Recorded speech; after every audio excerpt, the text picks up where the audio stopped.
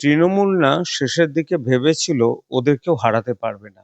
প্রচন্ড রকম দাম্ভিক হয়ে গেছেন আমাদের বর্তমান মুখ্যমন্ত্রী। একজনও তৃণমূলের গুন্ডা যেন রং পাল্টে গেরুয়া না হয়। অভিষেক বন্দ্যোপাধ্যায় কিন্তু বলেছিলেন যে আজকের দিনে দাঁড়িয়ে বিজেপি কর্মীদেরকে 12টার পরে জয় বাংলা বলাবেন। অভিষেক বন্দ্যোপাধ্যায় কি মাঝে মাঝে বিদেশে চলে যান, এবারও কি দুবাই বা অন্যান্য প্রাচ্যের দেশে চলে যান? তা ধরুন, আমাদের এতদিন যিনি মুখ্যমন্ত্রী ছিলেন তিনি তো প্রথম থেকে শেষ অব্দি মিথ্যা কথাই বলে গেছেন। তা তার ভাইপো যিনি প্রাক্তন মুখ্যমন্ত্রী, মানে একটু বাদেই আমি প্রাক্তন লিখে দেব একটা ছবি। বিজেপি জেতেনি, জিতেছে জনগণ। জনগণের রায় বিজেপির ফরে এসেছে। আমার তো মনে হয় এই জেতাটা সবচেয়ে দরকার ছিল। মিসেস দেবনাথের জেতা অত্যন্ত দরকার ছিল। আমি একটা পোস্ট করেছি 4টে 4:30 সময় বেরোবে, যে কলতানের উচিত ছিল না দাঁড়ানো। মমতা বন্দ্যোপাধ্যায়ের কি হবে?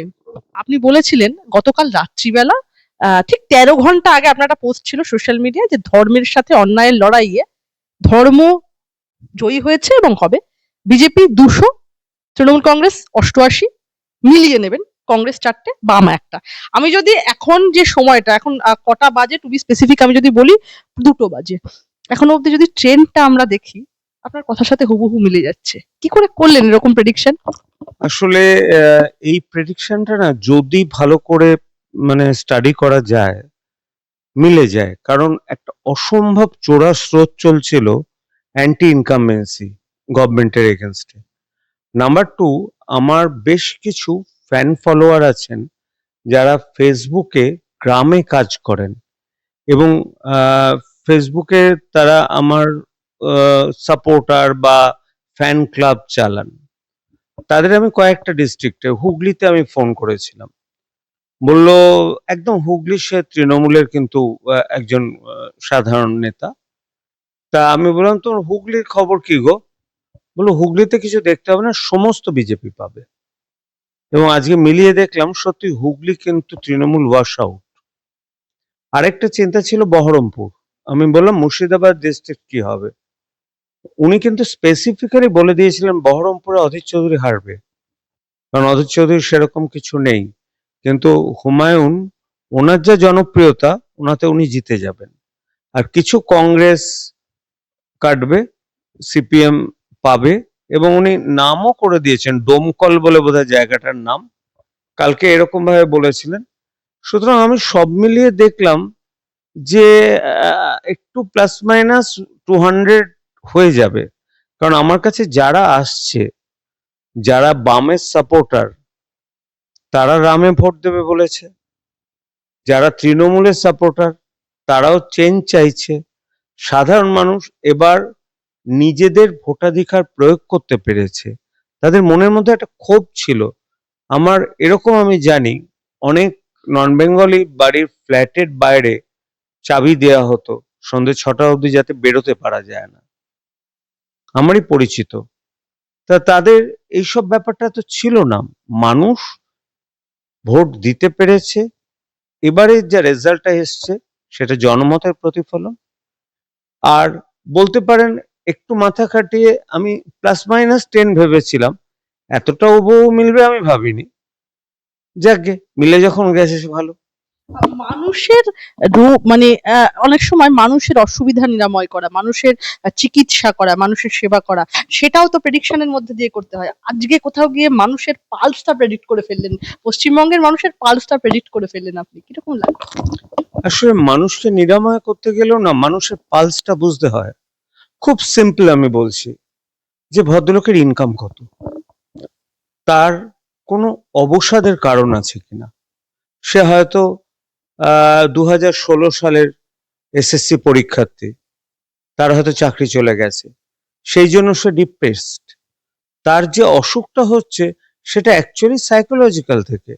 সুতরাং যদি প্রকৃত ডাক্তার হিসেবে চিকিৎসা করতে হয় তাহলে মানুষের পালস বুঝতে হয়। তার সাথে আমি শুধু একটু অ্যাড করে দেখতাম যে কি বুঝছেন, আপনাদের ওখানে কি খবর। এটা লাস্ট 2 মাস ধরে আমি কন্টিনিউয়াসলি করে গেছি এবং আমার কাছে না মানে শুধু যে বড় লোকরা আসে তা নয়, কারণ আমি অনেক চ্যারিটেবলে বসি।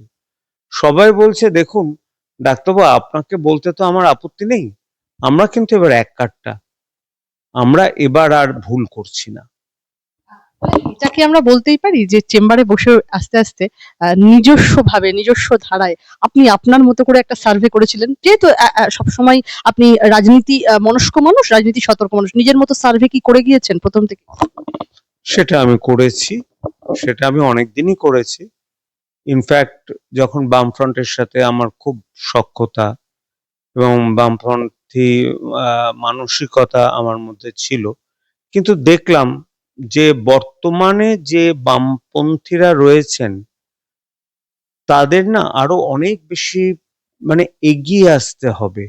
এতগুলো বিরোধী ইস্যু নিয়েও তারা যখন পারেননি, প্লাস আননেসেসারি কিছু জায়গায় আমাকেই ট্রোল করতে আরম্ভ করেছিল, সেই জিনিসটা দেখলাম যে লোকেরা কিন্তু কিছুতেই বামফ্রন্টকে নিচ্ছে না। আমি কিন্তু প্রত্যেকের সাথে কথা বলেছি, তারা বামফ্রন্টকে চাইছে না, বলছে এবারে যে করে হোক ওনাকে টেনে নামাই, ওনার চেয়ে খারাপ তো কেউ হবে না, এর পরের বার না হয় আমরা বামকে ভোট দেব। এটা কিন্তু একদম পাক্কা কমরেডদের কথা। কমরেডদের কথা তো হলোই, আরেকটি বিষয় আমি আজকের দিনে আপনার কাছ থেকে এটা একটা স্পেসিফিক উত্তর কিন্তু স্যার নেব। আমি জানি আমরা এটা আজকের দিনে শুনতে পাচ্ছি, আপনি আহ, পুলিশ থেকে শুরু করে অফ ক্যামেরা তারা একটা কথা বলছেন যে এটাই হওয়ার ছিল, এটাই আলটিমেটাম, এটাই পোয়েটিক জাস্টিস। আপনার কাছে যারা আপনার পেশেন্টস ছিল, সেই নেতৃত্বস্থানীয় লোকেরা তারাও কি বলতো পরিবর্তন চাই? নেতৃত্বস্থানীয় লোকেরা বলতেন না, যারা তৃণমূলের সাধারণ কর্মী তারা বলতেন, এবং পুরনো কর্মী আর নতুন কর্মীদের মধ্যে তো একটা ঝগড়া লেগেই থাকতো। আর আমি বলবো ওয়েস্ট বেঙ্গল এবং কলকাতা পুলিশ আজকে ভীষণ খুশি। ওরা মানে সবসময় কৃতদাসের মতো থাকতো, পুলিশের কাজ হচ্ছে অ্যাডমিনিস্ট্রেশন করা, দলদাস নয়, এবং ওদের সেটা করতে হতো। আজকে আমি বলবো প্রত্যেক পুলিশ ভাইকে যে নতুন সরকার এসছে দেখবেন তারা ওরকম আপনাদের করে রাখবে না, মানে আপনাদের পূর্ণ স্বাধীনতা দেবে। আমার স্টিল বিশ্বাস হয় যে কলকাতা পুলিশ এবং বেঙ্গল পুলিশ যদি চেষ্টা করে যে কোনো রাজ্যের পুলিশের চেয়ে ভালো, কিন্তু আনফরচুনেটলি তাদেরকে রাজনৈতিকভাবে চেপে রাখা হতো যে এই জিনিসটা করবে না, এই খুনটাকে চেপে দাও, এরকম ব্যাপারগুলো থাকতো। পুলিশরা আজকে ভীষণ খুশি, এক্সেপ্ট দু তিনজন যারা খুব ক্ষমতা উপভোগ করে, তাছাড়া পুলিশরা খুব খুশি। তৃণমূল কি কার্যত সেই ঝড়ের সামনে ঝড়ের মুখে পড়লে যেরকম ডালপালা ভেঙে যায় সেই রকম ব্যাপার হলো? আর তৃণমূলের এই যে রেজাল্ট, এই যে বিপর্যয়, এই বিপর্যয়টাকে ব্যাখ্যা করবে? আসলে তৃণমূল না শেষের দিকে ভেবেছিল ওদের কেউ হারাতে পারবে না। নাম্বার টু, ভোটটা যে এরকম ভাবে সেন্ট্রাল, পুরো সেন্ট্রাল গভর্নমেন্টের মানে সেন্ট্রাল ফোর্স দিয়ে হবে, এটা কিন্তু তৃণমূল একবারও ভাবেনি। আর সেখানে বেঙ্গল পুলিশ বা কলকাতা পুলিশের কোনো রোল থাকবে না। এসআইআর নামে ভুয়ো ভোটার প্রায় 1 কোটির মতো বাদ চলে গেছে, যে ভুয়ো ভোটার গুলো ডেফিনেটলি শাসক দল দিত, এতগুলো পরীক্ষায় ওরা পাশ করতে পারেনি। আর সবচেয়ে বড় কথা, প্রতিটি তৃণমূলের নেতা নিজেদের মানে ভাবতো যে তারা একটা বড় হনু। আমি এই কথাটাই বলছি, মা মাটি মানুষ, মাটির সাথে থাকুন, যেমন আপনার লাইফস্টাইল ছিল সেটা চলুক, যেমন ভাবে আপনি কথা বলবেন সেটা চলুক। আমরা আর না ওই কুকথাগুলো মেনে নিতে পারছিলাম না। যদি একজন আমাদের সবচেয়ে বড় যিনি মানে আমাদের যিনি মুখ্যমন্ত্রী, তার মুখ থেকে যদি তুই তোকারি আসে, তাহলে তার তলার লোকেরা কিভাবে কথা বলবে? আমি নিঃসন্দেহে বিশ্বাস করি যে বর্তমান সরকার যারা আসবেন তারা অনেক ভেবে চিন্তে করেছেন। প্রার্থী সিলেকশন থেকে আরম্ভ করে দেখুন প্রতিটা জায়গায়, এবং মিস্টার মোদির ৭৫ বছর বয়স হলেও তার ভিশন কিন্তু অত্যন্ত এগোনো। এখানে আমরা কি দেখতাম, আমাদের স্বরাষ্ট্রমন্ত্রী তথা মুখ্যমন্ত্রী সোজা পুলিশ স্টেশনে গিয়ে একজনকে নিয়ে এলেন বা একজন পুলিশ কমিশনারের জন্য বসলেন। অভয় আন্দোলন প্রথম ৩ ঘন্টার মধ্যে চেপে দেওয়ার আপ্রাণ চেষ্টা করা হলো, যেটা নিয়ে এখনো তথাকথিত আমাদের কমরেডরা এখনো আমাদের এই বলে যে দুজনের মধ্যে সেটিং আছে। আমার মনে হয় না। তার কারণ হচ্ছে প্রথম ৩ ঘন্টায় যা চাপা পড়ে গেছে সেটা উদ্ধার করতে সিবিআই সময় লাগবে। সিবিআই এবার যদি ফ্রি হাত পায়, সিবিআই ডেফিনেটলি উদ্ধার করবে অভয়াকে কে মেরেছে।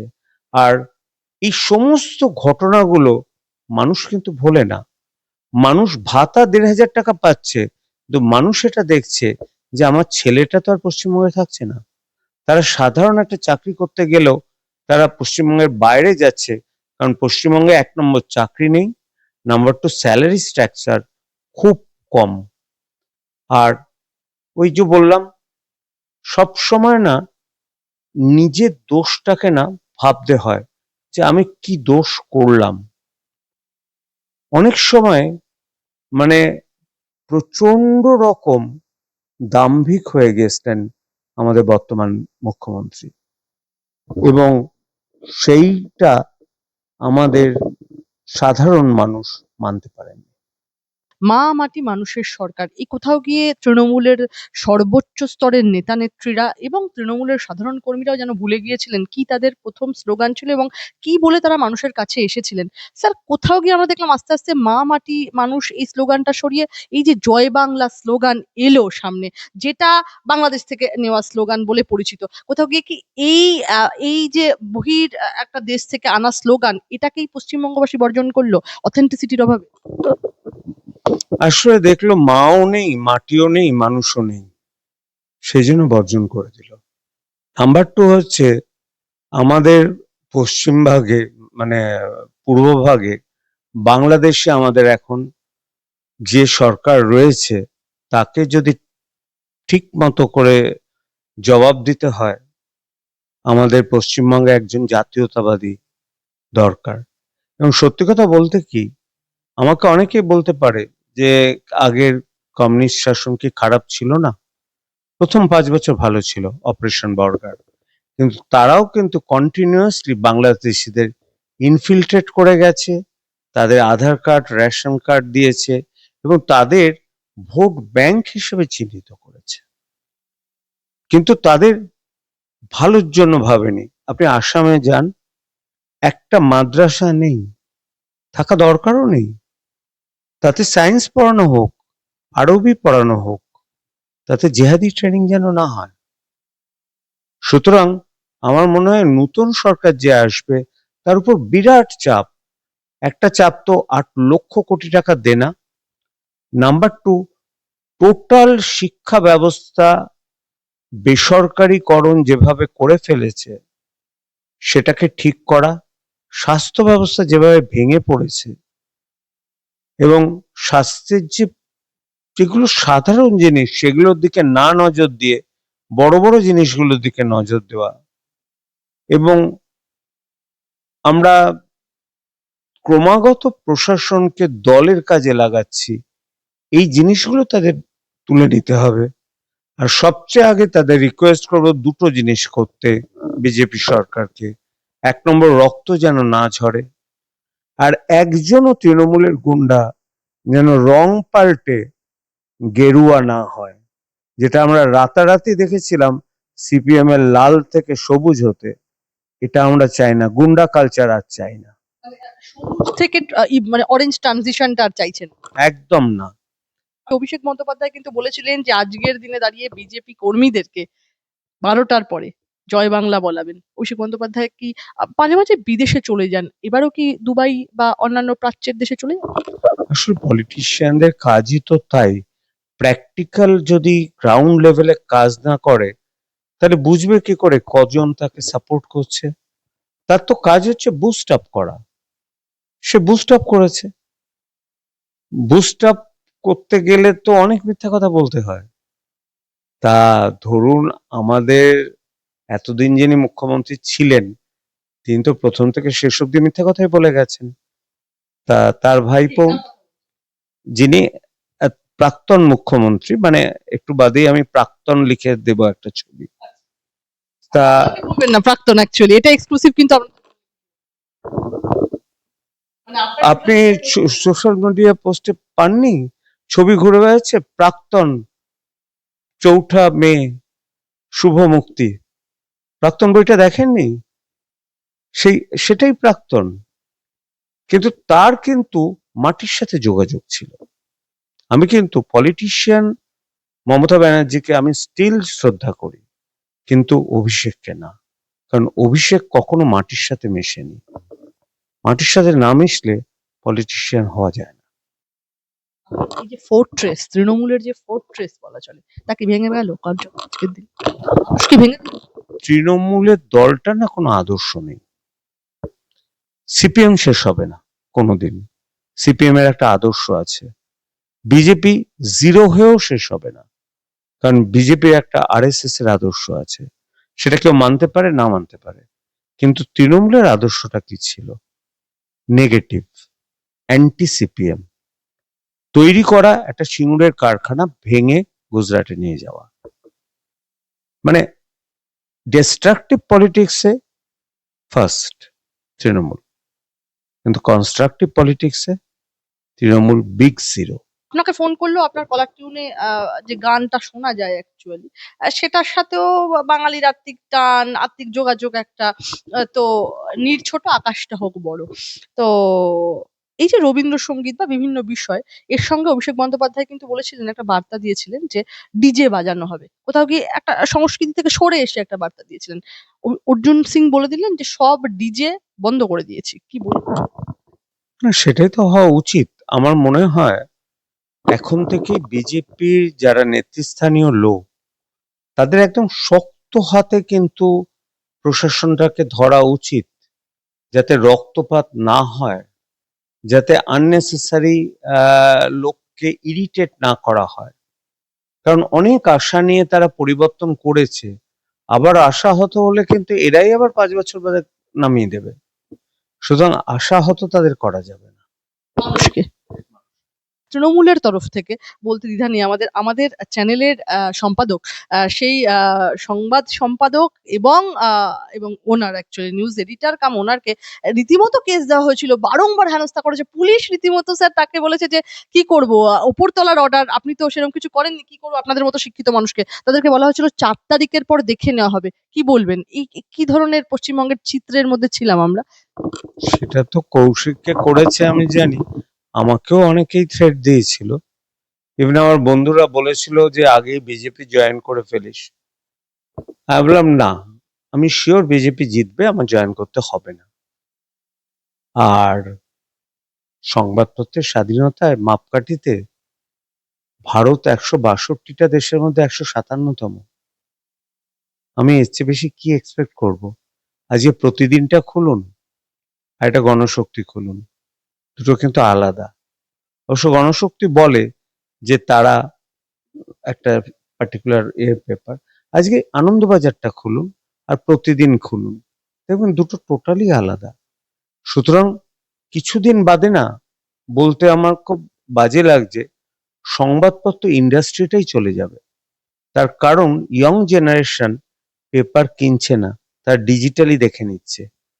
কে পেপার কিনে এত বোঝা বাড়াতে যাবে? সেজন্য দেখবেন যে আনন্দবাজার ছাড়া বাকি সব সংবাদপত্র কিন্তু লসে চলছে। এবং এই যে সংবাদ আমাদের শুধু চ্যানেলের নয়, বিভিন্ন সংবাদপত্রের সংবাদ সম্পাদকদের, আমাদের ক্ষেত্রে আমি টু বি স্পেসিফিক বলতে পারলাম, কারণ এই লড়াইটার মধ্যে দিয়ে আমরা গিয়েছি যেহেতু। স্যার, কোথাও গিয়ে সেই যুদ্ধের, সেই স্নায়বিক যুদ্ধের অবসান কি আজ হলো, এবং উত্তরটা কি জনগণ দিল আমাদের হয়ে? অবশ্যই। আমি এই কথাটা সেদিনও জিজ্ঞেস করেছিলাম যে 2011 সালে কে জিতেছিলেন। একটু অবাক হয়ে বললো, কেন মমতা? এটা বোধহয় রিপাবলিক বাংলায় ময়ূক বলেছিল। কারণ না, জনতা। আজকেও কিন্তু একই কথা বলছি, বিজেপি জেতেনি, জিতেছে জনগণ। জনগণের রায় বিজেপির ফরে এসেছে। বিজেপির কাজ এই জনগণের রায়কে পজিটিভ দিকে টার্ন নেওয়া। মহারাও কি আজকে জিতলো? আমার তো মনে হয় এই জেতাটা সবচেয়ে দরকার ছিল। মিসেস দেবনাথের জেতা অত্যন্ত দরকার ছিল। আমি একটা পোস্ট করেছি 4টে 4:30 সময় বেরোবে, যে কলতানের উচিত ছিল না দাঁড়ানো, এবং আমিও মনে করি এটা একটা ভুল ডিসিশন। এবং অভয়ের মাকে নিয়ে এত বিশ্রীভাবে কেন বলা হচ্ছে? কাকিমা মানে দর্জি কাকিমা, এটা কি? সে তো তার একটা প্রফেশন, সে তো ওইভাবে রোজগার করেছে। সবাইকে তো মানে সোনার চামচ মুখে দিয়ে আসতে পারে না। স্যার, আমরা আসছিলাম এক্ষুনি, আস্তে আস্তে বিভিন্ন লোক ফ্ল্যাগ ওড়াচ্ছেন, লোকেরা প্রশ্ন করছেন, পিসি এবার কি হবে তোর? মানে মানে আমি বলতে চাইবো, মমতা বন্দ্যোপাধ্যায়ের এই যে প্রতীকী পিসি বনাম ভাইপো, এই যে ব্যাপার, ও কি হতে চলেছে? মমতা বন্দ্যোপাধ্যায়ের কি হবে? না, সংবিধান অনুযায়ী ওনাকে পদত্যাগ করতে হবে, এবং যতদিন না নতুন সরকার গড়ে উনি কাজ চালাবেন, সেটাই তো সংবিধান। চিকিৎসক হিসেবে মমতা বন্দ্যোপাধ্যায়ের পালসটা ঠিক করুন। উনি না হঠাৎ করে হারবেন এটা না উনি বিশ্বাস করতে পারেননি। সেটার জন্যই বোধহয় এতটা ওনার ইরিটেশন। এই সাকওয়াত মেমোরিয়ালে যাওয়া বা হিয়ারিং এসআইআর বন্ধ করার, যদিও উনি জানতেন যে ভারত সরকারের একটা প্রজেক্টই হচ্ছে এসআইআর, ভারত সরকার ওয়াকফ আইন করবেই, এটা কখনো একটা অঙ্গরাজ্যের মুখ্যমন্ত্রী চেঞ্জ করতে পারে না। কিন্তু ওনাকে তো ওনার সাপোর্টারদের বোঝাতে হবে, হ্যাঁ আমি দেখো শেষ অব্দি লড়ে গেছি। কিন্তু যারা একটু শিক্ষিত তারা বুঝতে পারবে যে এটা ওনার বলার কথা, কারণ কারোর পক্ষে সম্ভব না। আমরা তো আলটিমেটলি ভারতীয়। আমি পশ্চিমবঙ্গবাসী, আমি বাংলায় কথা বলতে ভালোবাসি, বাংলাতে স্বপ্ন দেখি। সুতরাং আমি কখনো ভারত থেকে বেরিয়ে আসতে পারবো না। এবং আমি মনে করি আমার মতো অজস্র মুসলিম ভাইরা আছেন যারা কিন্তু ভারতীয় মুসলিম, তারা কিন্তু ভারতকে ভালোবাসে। স্বাধীনতা সংগ্রামে আমরা কখনোই তাদের অবদানের কথা ভুলতে পারি না। আমি একটা বিষয় আপনার কাছে জানতে চাইবো, সবসময় মানুষ একটা কথা বলে, সেটা আইনজীবী থেকে বিভিন্ন স্তরের মানুষ, যে যেদিন তৃণমূল হারবে সেদিন এই দলটাই উঠে যাবে। আজকে বিজেপির যে এই জয়, এতে কি তৃণমূলের সংগঠনটাকে উপড়ে ফেলে দেবে সমাজের মানুষ, বা কোথাও কি তৃণমূলের সংগঠনটাই কি আর থাকবে না? আহ ডিফিকাল্ট নয়, তবে যেহেতু একটা দল আদর্শের উপর নেই, একজন মানুষের উপর ভিত্তি করে, এবং তারও যথেষ্ট বয়স রয়েছে। আপনি দেখবেন মমতা ব্যানার্জি অনেক শুকিয়ে গেছেন। কিছুদিন আগে আমি বলেছিলাম যে please take care of your health. একজন মানুষ কতগুলো ডিপার্টমেন্ট সামলাবে বলুন তো? এত চাপ দেওয়াটা ওনাদের উচিত নয়। সুতরাং আমার মনে হয় দলটা টিকে আছে যতদিন মমতা ব্যানার্জি থাকবেন, তারপর কিন্তু দলটার অস্তিত্ব থাকবে না। যে তৃণমূলের এইরকম বিপর্যয়, এর মূল কারণ কি? মমতা বন্দ্যোপাধ্যায়ের উদ্ধত্ত, নাকি দম্ভ, নাকি কর্মীদের ঔদ্ধত্য, নাকি উম, একদম সিন্ডিকেট রাজ? কোনটা এই এরকম একটা ড্রাস্টিক চেঞ্জ, এরকম বলা মানে একদম সুইং রীতিমতো বলা চলে, মানে সুইপ আপ হয়ে যাওয়া? এই তো ঔদ্ধত্য ডেফিনেটলি, যিনি সুপ্রিম কোর্টকে মানেন না সেটা তো একটা ঔদ্ধত্য। সবচেয়ে বড় আমরা আঘাত পেয়েছি যখন শিক্ষাক্ষেত্রে 26,000-এর চাকরি চলে গেল, কারণ শিক্ষক আমাদের হচ্ছে সবচেয়ে বড়। দ্বিতীয় দেখলাম কোনো সত্যিই ভিশন নেই। আমরা যে একটা বিভিন্ন প্রতি বছর একটা শিল্প সম্মেলন করি, তার কোনো কি আউটকাম আছে? আমরা ক্লাবে কেন টাকা দেব? ক্লাবে টাকা দেওয়ার তো কোনো মানে হয় না। ক্লাব প্রচুর টাকা পায়। যে সত্যিই কি কোনো টাকা দেওয়ার যুক্তি আছে ক্লাবের? ক্ষমতায় এসে এই ধরনের কোনো ক্লাবে টাকা দেওয়া অতিরঞ্জিত খরচা এই বিষয়গুলো নজরদারিতে রাখবে, তাই তো? আমার মনে হয় এটা তো উচিত, মানে ঠিক আছে, যখন আসামে যেমন 1250 টাকা করে পান, that is good. Ayushman Bharat সত্যি ভালো, কিন্তু ক্লাবে টাকা দেওয়ার তো কোনো যুক্তি নেই। একটা ক্লাবের মানে মোটামুটি আহ, তাদের বাজেট কয়েক কোটি টাকাও থাকে, এরকম ক্লাব তারাও ওই 1.5 লাখ টাকা 2 লাখ টাকা নিয়ে নেয়। তো ওই সব খরচগুলো না করে সিভিক ভলেন্টিয়ার গুলোকে বিভিন্ন পুলিশের তাদের পার্মানেন্ট পোস্ট করা হোক। বিষয় আপনার কাছে জানতে চাইবো। আমরা সকাল থেকে বিভিন্ন বিষয় বা বিভিন্ন বুথের যখন রেজাল্ট আসছিল, প্রধানমন্ত্রী নরেন্দ্র মোদী বলেছিলেন এমন কিছু মানে জেলা আসবে সেখানে অপ্রতিদ্বন্দ্বিতায় একদম মানে অপ্রতিরোধ্যভাবে বিজেপি এগিয়ে থাকবে। সেরকম ৬টা জেলা আমরা ইতিমধ্যেই দেখতে পেলাম। আমি এক্ষেত্রে আপনার কাছে একটা বিষয় জানতে চাইবো স্যার, ইতিমধ্যে তো এটা পরিষ্কার হয়ে গেছে যে এই নির্বাচন রীতিমতো একটা হিন্দু বনাম সংখ্যালঘু বনাম সংখ্যাগুরুর নির্বাচন তো হলো। কোথাও গিয়ে কি বলা যায় এই পোলারাইজেশন এর মধ্যে বিজেপির জয় কি কোথাও গিয়ে সমার্থক শব্দ হিন্দুত্বের জয়? এই পোলারাইজেশনটা না মমতা ব্যানার্জি শুরু করেছিলেন। কি দরকার ছিল ইনামদের ভাতা দেওয়ার? পোলারাইজেশনটা তো উনি শুরু করেছেন। আমাদের তো দরকার নেই অ্যাডমিনিস্ট্রেশনে পোলারাইজেশনে, কি দরকার? এবং যখন দেখা গেল হিন্দুদের একদম পিঠ ঠেকে গেছে ধুলিয়ানের ঘটনার পর বা চন্দন দাস হরগোবিন্দ দাসের এদের মৃত্যুর পর, তখন বাঙালির চোখ খুলল। কিন্তু আমি স্টিল মনে করি অ্যাডমিনিস্ট্রেশনে কোনো রকম কিন্তু কোনো দিকেই যেন অ্যাডমিনিস্ট্রেশন না তাকায়। যে দোষী তাকে যেন পেটায় এবং বিহাইন্ড দ্য বার। ৩৮% থেকে ৪৫%, এই যে সুইং কি বলবো। কারণ মুসলিমরাও ভোট দিয়েছে, শুধু হিন্দু ভোটে হয় না। ভারতীয় মুসলিমরা ভারতের ভালো চায়। আমি কখনো বলবো না ইসলামিক মুসলিমরা ভোট দিয়েছে, ভারতের মুসলিমরা কিন্তু বিজেপিকে ভোট দিয়েছে, তা নাহলে বিজেপি এতটা উঠতে পারতো না। শেষ একটাই প্রশ্ন আপনার কাছে স্যার, সেটা হচ্ছে এবার কি আমরা আশা করতে পারি যে রাজ্যে এতদিন যে সমস্ত দুর্নীতিগুলো চললো, যে সমস্ত কারাপশন গুলো চললো, এবার সেই মূল মাথারা জেলে যেতে চলেছেন? কারণ আমরা জানি গভর্নেন্স এ থাকলে একটা বাড়তি প্রেশার ক্রিয়েট করা যায়, তদন্ত পদ্ধতিতে তাকে প্রভাবিত করা যায়। কোথাও কি এবার কি আমরা দেখতে পাবো সেই যারা এতদিন ক্ষমতায় ছিলেন তারা তাদের জেল যাচ্ছে এবং বিজেপি যা যা প্রতিশ্রুতি দিয়েছিল সেগুলো কি সত্যি এবার পালনের পালা? এটা তো বিজেপিকে পালন করতেই হবে প্রতিশ্রুতি। আর নাম্বার টু, দুম করে কেউ জেলে যাবে না।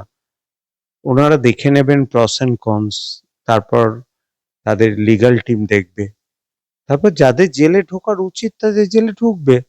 তারা জামিন পেয়ে যাবে, জেলের বদলে হসপিটালে থাকবে 5 স্টার হোটেলে। তা তো হতে পারে না হসপিটালে।